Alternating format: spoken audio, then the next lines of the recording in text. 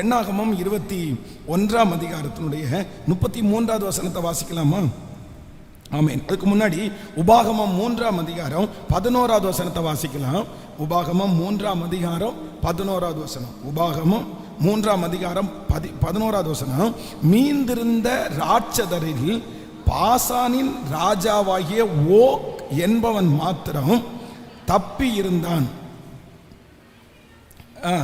இரும்பினார் செய்த அவனுடைய கட்டில் மனிதனுடைய கை முழத்தின்படியே 9 முழ நீளமும் 4 முழ அகலமுமாயிருந்தது. அது அம்மோன் புத்திரருடைய ராஃபா பட்டணத்தில் இருக்கிறது அல்லவா? கவனிங்க, இந்த இடத்துல என்ன எழுதப்பட்டிருக்கு அப்படின்னு சொன்னா, இந்த மோசே ஜெயித்த ஓக் அப்படின்ற இந்த நபர் யார் அப்படின்னு சொன்னா, நீங்க இத சங்கீதத்துல கூட வாசிக்க முடியும். ஆமேன். பாசாவின் ராஜாவாகிய ஓகை அழித்தவரை துதியுங்கள் அப்படின்னு வரும் பாருங்க. இந்த ஓக் அப்படின்றவன் வந்து நம்ம வேதத்திலே பெரிய ராட்சத மனுஷன் அப்படின்னா யார சொல்லுவோம்? கோலியாத்தை சொல்லுவோம். ஆனா கோலியாத்தை விட ரொம்ப பெரிய ஆள் யாரு? இந்த ஓக்கு. இந்த ஓக்கு வந்து ஒரு கட்டிலுடைய சைஸ் சொல்லி இருக்குது. அப்படின்னா இப்ப நம்ம வாச்சது என்ன அப்படின்னா, இவனுக்கு வந்து ஒரு இரும்பு கட்டில் இருந்துச்சாமா. இந்த இரும்பு கட்டில் வந்து கிட்டத்தட்ட 9 முழ நீளம். 9 முழம் அப்படின்னு சொன்னா என்னன்னா கிட்டத்தட்ட 12 அடி 13 அடி வரும்னு நினைக்கிறேன். அப்படின்னா 1.5 ஒரு முழம் அப்படின்னு சொன்னா 1.5 அடி. 9 × 1.5 நீங்க போட்டு பார்த்தீங்க அப்படின்னா கிட்டத்தட்ட 13 வரும்னு நினைக்கிறேன். அவ்வளவு நீளம். எது? உங்க வீட்டில் இருக்கிற கட்டில் எவ்வளவு அழகா? நமக்கு வந்து 6.25 அடி இல்லைன்னா 6 அடி, அவ்வளவுதான். அதுக்கு மேல கட்டில் பெருசா போட்ட முடியாது. அதுக்கு மேல பெரிய மனிதர்கள் யாரும் இல்லை. மோஸ்ட்லி 6 ஃபீட் 6 அடி. 6 அடி இருக்கிறதும் ரொம்ப குறைவு தான், கொஞ்சம் பேர் தான் இருப்பாங்க. ஆனா இந்த மனுஷனுடைய கட்டிலே எத்தனை அடி ஆமா? 13 அடி நீளம். அகலம் பார்த்தீங்கன்னா 4 முழம். 4 × 1.5 போட்டு பார்த்தீங்கன்னா அவ்வளோ பெரிய ஆளு ஓக். அப்படின்னா இந்த ஓக் என்பவனை ஜெயிக்கக்கூடிய கிருபையை கர்த்தர் தந்தார். நீங்க வேதத்துல வாசிக்கலாம். நீங்க எண்ணாகமம் 21ஆம் அதிகாரத்தினுடைய 33வது வசனத்தை வாசிப்பீர்களே ஆனால், சீகோன் பாசான் பின்பு பாசானுக்கு போகிற வழியாய் திரும்பி விட்டார்கள். அப்பொழுது பாசானின் ராஜாவாகிய ஓக் என்பவன் தன் சமஸ்த ஜனங்களோடும் அவர்களுக்கு எதிர்த்து நின்று யுத்தம் பண்ணும்படி யுத்தத்திற்கு புறப்பட்டு வந்தான். கர்த்தர் மோசேயை நோக்கி, அவனுக்கு பயப்பட வேண்டாம், அவனையும் அவன் ஜனங்கள் எல்லாரையும் உன் தேசத்தின் உன் கையிலே ஒப்பு கொடுத்தேன். எஸ்போனிலே வாசமாயிருக்கிற எமோரியரின் ராஜாவாகிய சீகோனுக்கு நீ செய்தபடியே இவனுக்கும் செய்வாய் என்றார். வேதத்துல வந்து இந்த மோசே வந்து எங்கேயும் அப்படின்னா ஊழியத்துக்கு வந்ததுக்கு பிறகு பயப்பட்டதா எந்த இடத்துலையுமே சரித்திரமே கிடையாது. மோசே வந்து ஒரு மிகப்பெரிய தைரியசாலி. ஏன் அப்படின்னு சொன்னா, இந்த ஊழியத்திற்கு அவர் விருப்பப்பட்டு வரல. யாருடைய விருப்பத்தில் வந்தாரு? இவரு ஒருவேளை ஏதாவது நடந்துச்சுன்னா, மோசே நானா வந்து கூப்பிட்டேன், நீங்க தானே என்ன கூப்பிட்டு வந்தீங்க, நான் வரலன்னு சொன்னேன் இல்ல, இது உங்களுக்கு தேவைதானே. அப்போ இந்த மோசே வந்து ஏற்கனவே பார்வோனுடைய வீட்டில் அங்கதானே இருந்தான், அரண்மனையில் வளர்க்கப்பட்டவன் தெரியுமா. சின்ன வயசுல இருந்தே அவன் வந்து ஒரு மிகப்பெரிய தைரியசாலியா வளர்றான். ஒருத்தனை அடிச்சு கொன்னு மணல்ல புதைச்சிடறான் பாருங்களேன், அவ்வளோ பெரிய தைரியசாலி. அவன் பெரிய தைரியசாலி. எந்த இடத்திலையும் யாருக்கும் பயப்படாத இந்த மோசே, ஆண்டவர் என்ன சொல்றார் அப்படின்னா, நீ என்ன பண்ணாத, நீ இந்த ஓக்குக்கு நீ பயப்படாத, நீ சீகேமுக்கு என்ன நீ செய்தியோ அதே போல அவனுக்கும் நீ செய்து அந்த ஓக்கையும் நீ ஜெயிப்பாய். கர்த்தர் நமக்கு ஒரு கூட்டத்தை ஜெயிக்க பண்ண போறாரு. என்ன கூட்டத்தை அப்படின்னா, நம்மை பயப்படுத்துகிற ஜனங்களிலிருந்து நமக்கு ஆண்டவர் ஒரு பெரிய ஜெயத்தை கர்த்தர் தரப்போகிறார். ஆமென். இனி யாரும் நம்மை பயப்படுத்த முடியாது, எந்த மனுஷனும் பயப்படுத்த முடியாது. ஹல்லேலூயா. துர்ச்செய்தியை கேட்கிறதுனாலே நீங்கள் பயப்பட மாட்டீர்கள். தேவையில்லாத செய்தியை கேட்கிறதுனால நீங்க பயப்பட மாட்டீங்க. மிரட்டல்களை பார்த்து நீங்க பயப்பட மாட்டீங்க. அப்படிப்பட்ட ஒரு ஸ்ட்ராங்கான ஒரு இருதயத்தை கர்த்தர் உங்களுக்கும் எனக்கும் கர்த்தர் தருவாராக. பயப்படுத்துகிற ஓக்கின் சக்திகளிலிருந்து ஆண்டவர் நமக்கு ஜெயத்தை தருவாராக. சின்ன சின்ன காரியத்திற்கெல்லாம் பயந்துட்டு இருக்கிற ஒவ்வொரு பிள்ளைகளுக்கும் அவர் பயத்தின் ஆவியை கொடாமல் பலமும் அன்பும் தெளிந்த புத்தியும் உள்ள ஆவியை கர்த்தர் கிருபையாய் தருவாராக. 2 கரங்களை மேல உயர்த்தி முழு பலத்தோடு ஏசப்பாட்ட சொல்லுங்க பார்க்கலாம், சத்தத்தை உயர்த்தி. ஆமென். நீ மனுஷனுக்கு பயப்படாதிருப்பாய், பயப்படாதிருப்பாய். நீ ஹல்லேலூயா திகிலுக்கு தூரமாவாய். அது உன்னை அணுகாது, அது உன்னை அணுகாது. கைகளை உயர்த்தி, இயேசுவே நான் உயிரோடு இருக்கும் நாளெல்லாம், உயிரோடு இருக்கும் நாளெல்லாம் ஒருவருக்கும் பயப்படாத இருதயம், பயப்படாத இருதயம் நான் பயப்பட போவது இல்லை. கர்த்தர் என்னை பயப்படுத்துகிற ஓக்கின் ஆவிகளை ஜெயிக்கக்கூடிய கிருபையை கர்த்தர் எனக்கு தருவார். எந்த மனுஷனுக்கும் நான் பயப்பட போவது இல்லை, எந்த சூழ்நிலைக்கும் நான் பயப்பட போவது இல்லை. கிறிஸ்து எனக்கு ஜீவன், சாவு எனக்கு ஆதாயம். ஹல்லேலூயா. நமக்கு ஆண்டவர் ஒரு கிருபை கொடுக்கணும். பாருங்க, அப்போஸ்தலனாகிய பவுல் அந்த விஷப்பூச்சியை பார்த்து பயப்படவே இல்லை. பாருங்க, பயப்படவே இல்லை. அவருடைய தலையை வெட்டுறோம்னு சொல்லும்போது அவங்க பயப்படவே இல்லை. பாருங்க, சிறைச்சாலையில் அவங்க பயப்படவே இல்லை. பாருங்க, அப்போ ஒரு ஆண்டவருடைய பிள்ளைக்கு கர்த்தர் என்ன கிருபை கொடுக்கணும்னா, நீங்க யாரை பார்த்தும் என்ன பண்ணக்கூடாது, எந்த பிரச்சனையை பார்த்தும் என்ன பண்ணக்கூடாது. நான் தர மோசையோடு இருந்தது போல உன்னோடும் இருப்பேன். மோசையோட ஆண்டவர் எப்படி இருக்காருன்னா, மோசையை ஜெயிக்க வச்ச 3வது ஜாதி ஓக். பார்த்தாலே பயம் வராது, பார்த்தாலே பயம் வராது. 13 அடி நீளமுள்ள ஒரு கட்டில்ல படுக்கிற ஆளு எத்தாச்சோடு இருப்பான். ஆனா ஆண்டவர் சொல்றாரு, நீ போப்பா, அவன் எவ்வளவு பெரிய ஆள் இருந்தாலும் உனக்குள்ளே இருக்கிற இயேசு பெரியவர், உங்களுக்குள்ளே இருக்கிற இயேசு பெரியவர். இந்த சத்தத்தை கேட்டுட்டு இருக்கிற யாராவது ஒரு பயப்படுறீங்களா? நீங்க ரொம்ப பயமா இருக்குதா? யாராவது ஒருத்தர் மிரட்டுனா பயமா இருக்குது பாஸ்டர், ஏதாவது ஒரு வார்த்தை சொன்னா பயமா இருக்கு, போலீஸ்ன்னு சொன்னா பயமா இருக்குது, ரொம்ப பயத்தோட வாழ்றீங்களா? இல்ல, நீங்க அப்படி வாழக்கூடாது. ஆண்டவருடைய பிள்ளை பயத்தோட வாழக்கூடாது. நீங்க ஆரம்பத்தில் ஒருவேளை பயப்பட்டுட்டு இருக்கலாம், ஆனா நாட்கள் தாண்ட தாண்ட கர்த்தர் உங்க கூட இருக்கிறார்ன்ற தைரியம் உங்களுக்கு வர வேண்டாம்? அந்த தைரியம் உங்களுக்கு வரணும். கர்த்தர் சொல்றார், நீ தைரியமா பேசு, நீ தைரியமா நில்லு. என்ன பண்ணுவாங்க?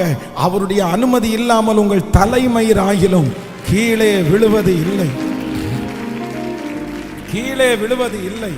கர்த்தர் நமக்கு சகாய, அதனாலே நான் பயப்பட மாட்டேன், பயப்பட மாட்டேன். ஆண்டவர் பயன்படுத்தின எல்லாரையும் பாருங்க, ஆரம்பத்தில் பயப்பட்டாலும் அதற்கு பிறகு ஆண்டவர் அவருடைய பயத்தை முற்றிலுமா கர்த்தர் எடுத்து போட்டாரு.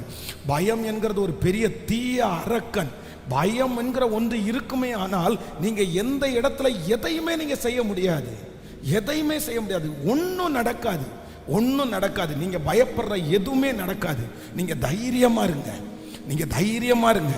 உங்க பிள்ளையை குறித்து நீங்க பயப்பட வேண்டாம், நீங்க தைரியமா இருங்க. இந்த சூழ்நிலையை குறித்து நீங்க பயப்படாதீங்க, நீங்க தைரியமா இருங்க. இந்த கடனை குறித்து நீங்க பயப்படாதீங்க, நீங்க தைரியமா இருங்க. இப்போ உங்களை மிரட்டுறவங்களை பார்த்து நீங்க பயப்படாதீங்க, நீங்க தைரியமா இருங்க. ஆண்டவர் உங்களை எப்படி கைவிட்டுருவாரு? இந்த கேஸை பார்த்து நீங்க பயப்படாதீங்க, நீங்க தைரியமா இருங்க. ஒன்னும் வராது, ஒன்னும் வராது. சிங்கத்தினுடைய கெபிக்குள்ள போனவனையே கர்த்தர் வெளியே கொண்டு வர முடியுமானால், ஆமென். தானியேல் சிங்க கெபிக்குள்ளே தைரியமா இருக்க முடியுமானால் கர்த்தர் நம்மை, ஹல்லேலூயா, அந்த பாடலை பாட போறோம். ஆமென். சிறு கூட்டமே நீ பயப்படாதே, கர்த்தர் என்றும் துணை நிற்கிறார். எதிரிகள் வெள்ளம் போல் எதிராக வந்தாலும் ஆவியானவர் எனக்காய் கொடியேற்றுவார். இந்த வரியை நீங்க பாட பாட உங்க பயத்திலிருந்து முற்றிலுமா கர்த்தர் விடுதலை தர போறாரு. அந்த ஓக்க இன்னைக்கு நம்ம ஜெயிக்க போறோம், இன்னைக்கு ஜெயிக்க போறோம். ஆண்டவர் ஜெயிக்க கூடிய பலத்தை கர்த்தர் தர போறாரு. அந்த வியாதியை குறித்து பயப்பட வேண்டாம். உங்களுடைய ஆயுசு காலம் வரைக்கும் அந்த வியாதி உங்களை ஒன்றும் செய்வதே இல்லை. ஆமென். நீங்க வந்து ஒன்று, நீங்க இன்னைக்கு காலையில் ஒரு சாட்சி வாசிச்சோம்ல, ஒரு பிரதர் வந்து அவருடைய கால் வந்து சுகர் வந்து அந்த விரலை கட் பண்ணி எடுக்கணும்னு சொன்னாங்க. அவர் உண்மையிலே பிரதர் வந்திருப்பாங்கன்னு நினைக்கிறேன். அவர் வந்து அந்த ப்ரேயருக்கு உள்ள வரும்போது ஐயோ அவருடைய முகத்தை பார்த்தீங்கன்னா அப்படி விகாரமா இருந்துச்சு. என்னன்னா டாக்டர்ஸ் வந்து ரொம்ப சீல் பிடிச்சிருச்சு, உங்க விரலை கட் பண்ணி எடுக்கணும்னு சொன்ன உடனே அவருக்கு ரொம்ப பயமாயி போச்சு. ஐயோ ரொம்ப அவ்வளோதான். அவங்க வந்து வந்த அந்த இந்த இடத்துல தான் வந்த அந்த நினைச்சு பார்த்தோன்னா அவ்வளோதான் முடிஞ்சு அப்படின்ற மாதிரி வந்தார். அப்போ நான் ஒரு 2-3 நிமிஷம் தான் பேசினேன். என்ன நினைக்கிங்க? அதெல்லாம் ஒன்றும் இல்லை, நீங்கள் பயப்படாதீங்க, கர்த்தர் உங்களுக்கு அப்படிப்பட்ட ஒரு சூழ்நிலைக்கு விட மாட்டார். அப்போ சொல்லி ஜோம் பண்ணதுக்கு அப்புறம் தான் கொஞ்சம் தெளிவு வந்துச்சு. இன்னைக்கு பார்த்தீங்கன்னா கர்த்தர் அந்த ஆபரேஷனே இல்லாமல் கர்த்தர் கிருபையாய் சுகம் கொடுத்திருக்கிறார். ஹல்லேலூயா. உங்களுக்கு செய்ய மாட்டாரா? நீங்க சிங்கம் மாதிரி நிக்கணும், நீங்க சிங்கம் மாதிரி இருக்கணும். ஏன் அப்படின்னா நீங்க யூத ராஜ சிங்கத்தினுடைய பிள்ளைங்க, நீ யூத ராஜ சிங்கத்தினுடைய பிள்ளை. நீ பயப்படக்கூடாது, நீங்க பயப்படக்கூடாது, எதை பார்த்தும் பயப்படக்கூடாது, எந்த விஷயத்தை பார்த்தும் பயப்படக்கூடாது. அவருடைய அனுமதி இருக்கிற வரைக்கும் ஒன்று முன்னை சேதப்படுத்த மாட்டாது. இந்த கடன் உங்களை ஒன்றும் செய்யாது, இந்த பிரச்சனை உங்களை ஒன்றும் செய்யாது. கர்த்தர் உங்க கூட இருக்கிறார். ஆமீன். பாடல் எப்படி பாடணும்? ஓக்க ஜெயிக்கிறது மாதிரி பாடணும். எவ்வளவு அடி கட்டில் நீளம் கேட்கல, தட்டி எழுப்பினாலும் சொல்லணும். ஓக்குனுடைய கட்டில் சைஸ் என்னன்னு கேட்டா 13 அடி அநியாயத்துக்கு அப்படின்னு சொல்லணும். அப்படிப்பட்டவரை வந்து அவன் நிற்கும் போது மோசே பார்த்த உடனே அவருக்கே பயம் வருது. இவ்வளோ பெரிய ஆளா இருக்கான், பார்த்ததே இல்லை. மோசே வேற எங்கேயும் பயப்படல, அவர் இப்போ கல்லூனி மண்ண மாதிரி அப்படியே போயிட்டாரு. கர்த்தர் இருக்கிறாரு அப்படின்னு கையில தான் ஒரு கோல் இருக்குல்ல, அதை வச்சு நீட்டினாலே முடிஞ்ச அந்த மாதிரி. ஆனா அவருக்கே பார்த்த உடனே பிரம்மாண்டமான உருவம். ஆனா கர்த்தர் சொன்னாரு, பயப்படாத, நீ ஓகே ஜெயிச்சிருவ, தூக்கி போட்டுருவ. ஹல்லேலூயா. கரங்களை தட்டி பாடி ஆமென். எல்லாருடைய கரங்களை தட்டி ஆமென்.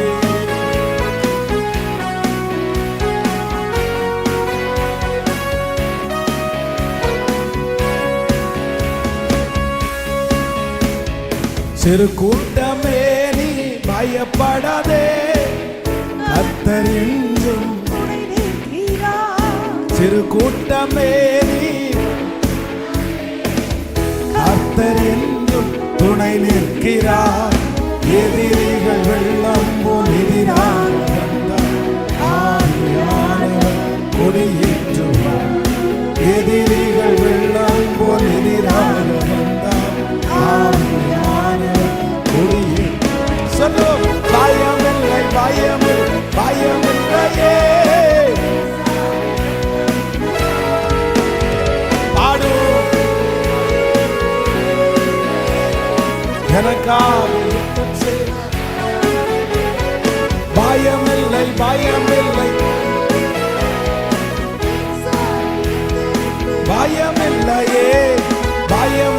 பாடு எனக்காக பயமில்லை எனக்காக யுத்தம் செய். பயமில்லையே. பாதைகள் எங்கும் தடை கற்களோ, தாமதம் மட்டும் வரலாம். பாதைகள் எங்கும் தடை கற்களோ, தாமதம் மட்டும் பதிலானது. நேர் வழியாய் நம்மை நடத்துவார்.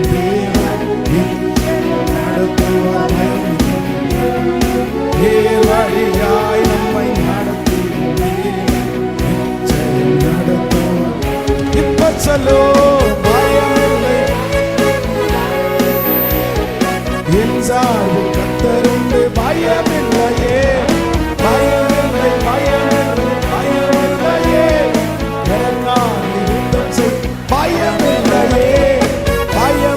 பயமில்லை. பாடோ விசுவாசத்தோடு.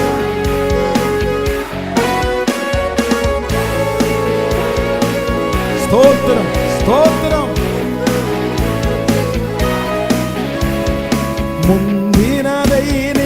யோசிக்காதே, பூர்வமானதை சிந்திக்காதே, முந்தினதை நீ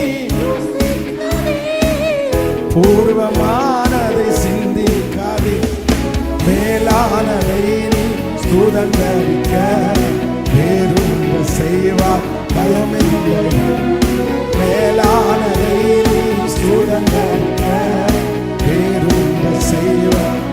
இப்ப சொல்லோ, பயமில்லை பயமில்லை,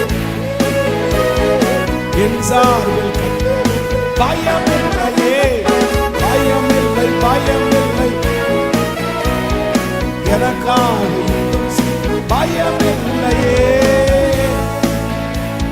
ஹalleluya ஹalleluya. சொல்லுங்க கையை உயர்த்தி, நான் பயப்பட மாட்டேன். சொல்லுங்க, நான் பயப்பட மாட்டேன். இனி எதுக்குமே நான் பயப்பட மாட்டேன். எனக்குள்ள நான் தைரியத்தை வளர்த்துவேன், எனக்குள்ள தைரியத்தை நான் எழுப்புவேன், எனக்குள்ள இருக்கிற தைரியத்தை நான் தட்டி எழுப்புவேன். என்ன வந்தாலும் என் இருதயம் பயப்படாது. ஒரு உலகமே எனக்கு எதிராக வந்தாலும் என் இருதயம் பயப்படாது, பயப்படாது. ஆண்டவர் நம்மகிட்ட சொல்ற ஒரே வார்த்தை அப்படிதான், என்ன நடந்தாலும் நீ என்ன பண்ணாத, நீ பயம் மட்டும் படாது. சிஸ்டர், உங்களை தூக்கி எடுக்கணுமா, பிரதர் உங்களை தூக்கி எடுக்கணுமா, நீங்க போயிட்டு இருக்கிற பிரச்சனையிலேருந்து நீங்க வெளியே வருவீங்களா?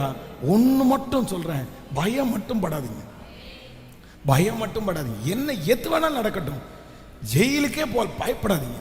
எங்க போனாலும் இதை உங்களுக்குள்ள நீங்க வளர்த்துங்க. இன்னையிலிருந்து நீங்க ஜெபம் பண்ணுங்க. ஏன்னா நம்ம ஆண்டவருடைய பிள்ளை, நம்ம ஆண்டவருடைய பிள்ளை. நம்ம அப்படி சின்னதுக்கும் பெருசுக்கும் எல்லாத்துக்கும் என்ன பண்ணிட்டு கூடாதுன்னா பயப்பட்டுடே கூடாது. நீங்க முதல்ல தாவீது சொன்ன மாதிரி என்ன சொல்லணும்னா, நான் பயப்படேன், நான் பயப்படேன். ஒரு 10 டைம் சொல்லுங்க பார்க்கலாம், நான் பயப்படேன். சொல்லுங்க, நான் பயப்படேன், நான் பயப்படேன், நான் பயப்படேன், நான் பயப்படேன், நான் பயப்படேன், நான் பயப்படேன். ஹல்லேலூயா. ஆபிரகாம் அந்நிய நாட்டில் போகும்போது தன்னுடைய மனைவின்னு சொல்றதுக்கு பயப்பட்டாராமா. எப்படி ஒரு பயம் பாருங்க. அவருடைய பிள்ளை பாருங்க, அதுவும் அந்த பிள்ளையும் பயப்பட்டுச்சாமா. அது இந்த விஷயத்துல இல்லை. ஆனா அங்க என்ன நடந்துச்சு? ஆபிரகாமோட இருக்கிற தேவன் எவ்வளோ பெரிய தேவன், எவ்வளோ பெரிய தேவன். நீ ஏன்டா பயப்பட்டு இப்படி ஒரு பொய்ய சொன்ன? நீ எதுக்குடா இந்த பொய்ய சொன்ன? உன்னை யாருமே தொட முடியாதுடா, உன்னை யாருமே அழிக்க முடியாதுன்னா நீ பொய் சொல்லி எல்லாம் தப்பு வைக்க வேண்டிய அவசியம் இல்லை. உன்னுடைய நாள் இருக்கிற வரைக்கும் யாரும் உன்னை தொட முடியாதுன்னு கர்த்தர் வாக்கு கொடுத்தார். அல்லேலூயா. ஓக் என்கிறவரை ஜெயிச்சார். இந்த ஓக் அப்படின்றது யாருன்னா பயப்படுத்துகிறவன். அந்த தேவன் தான் நமக்கு வாக்கு கொடுக்கிறார். அந்த மோசையோடு இருந்தது போல நான் உன்னோடும் இருப்பேன், நான் உன்னை விட்டு விலகுவதும் இல்லை, உன்னை கைவிடுவதும் இல்லை. இந்த வாக்குத்தத்தம் நம்ம தலைமேலே ஆம் என்றும் ஆமேன் என்றும் அப்படியே நிறைவேற போகிறதற்காய். ஆமென்.